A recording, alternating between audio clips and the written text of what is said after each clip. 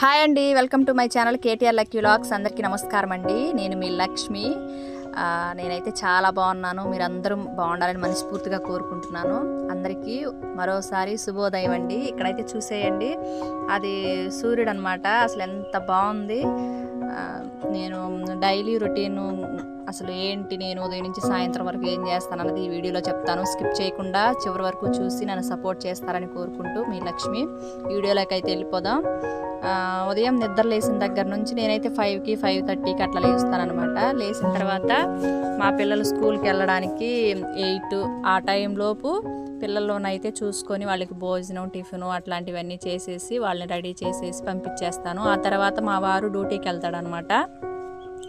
అతన్ని కూడా 9:30కి అట్లాగా రెడీ చేసి అతన్ని డ్యూటీకి పంపించేస్తాను. ఇక అక్కడి నుంచి రంగంలో దిగుతానమాట.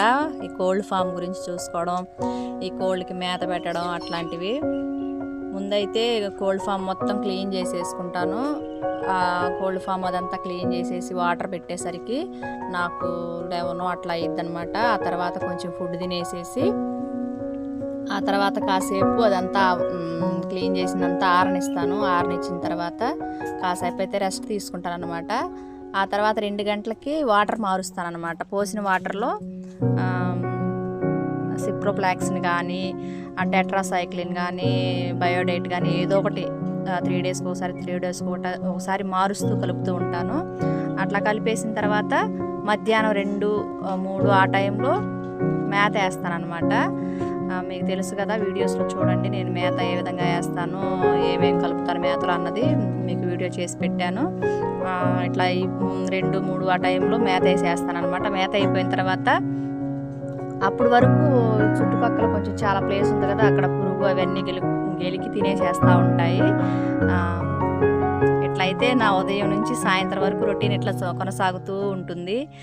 మీకు కనుక ఇంకా మన ఫామ్ గురించి ఏమైనా తెలుసుకోవాలి, డీవార్మింగ్ ఎలా చేస్తారు అట్లాంటి వీడియోస్ కావాలనుకుంటే కామెంట్ చేసేయండి. నేనైతే డీవార్మింగ్ రేపు ఉదయం చేస్తానన్నమాట. అప్పుడు మీకు వీడియో నేను లైవ్ చేసి పెడతాను. లైవ్లోకి అందరు రండి. ఉదయం 6:30 అట్లాగా లైవ్ చేస్తానన్నమాట. ఇక్కడ ఇంకో విషయం ఏంటంటే,